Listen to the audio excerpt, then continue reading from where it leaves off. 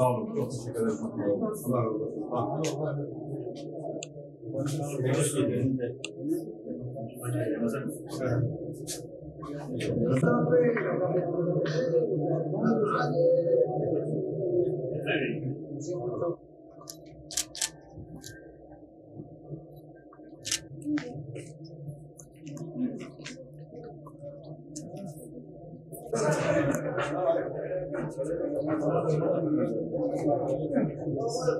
Sağdan.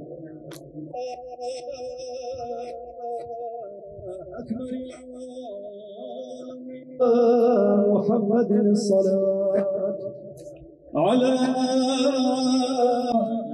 اللهم صل على مصطفى كسرنا وبمعاصيك جنبنا وعافنا.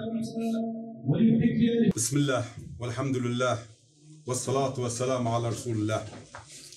Değerli büyüklerim, kıymetli kardeşlerim, malumunuz bu seçim sürecinde de sürekli Gazze'yi gündemde tuttuk ve kazandık. Gene Gazze'yi gündemimizde tutuyoruz.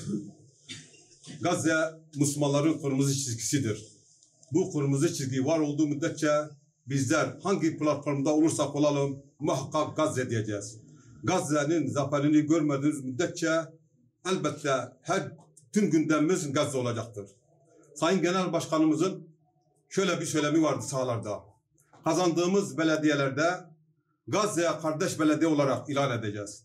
İşte bir gün burada biz de Hür Dava Partisi'nin kazandığı Kayapınar Belediyesi'ni Gazze'ye kardeş belediye olarak ilan ediyoruz.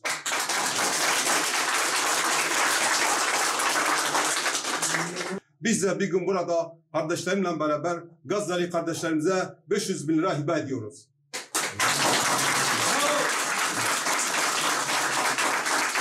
Ve nitekim Rabbimize şükürler olsun ki sizin sayenizden, sizin duanızdan ve bu 5 sene sarfı içerisinde bizler bunu başardık. Ve halkımız da gene sandık geldi ve halkımızın önüne gene sandık geldi. Sandık gelirken elbette halkımız bizleri %38'den bırakmadı. Bizleri 4 meclis üyesiyle bırakmadı. Bizlere %56.8 artı 6 meclis üyesiyle gene belediye başkanlığı olarak bizlere tercih ettiler. Bundan dolayı hepinize de teşekkür ederim. Değerli kardeşlerim, her siyasetçinin elbette bir görüşü vardır, bir fikri vardır. Bizim fikrimiz ve görüşümüz dünya makamı değildir, dünya sevgisi değildir. Ve hatta dünyada mal elde etmek değildir. İnanınız ki bizim tek derdimiz sizlere hizmetkar olmak ve bu makamla Rabbimizin rızasını kazanmaktır. Bunun dışında başka hiçbir gayemiz olmadığı ve olmayacak da.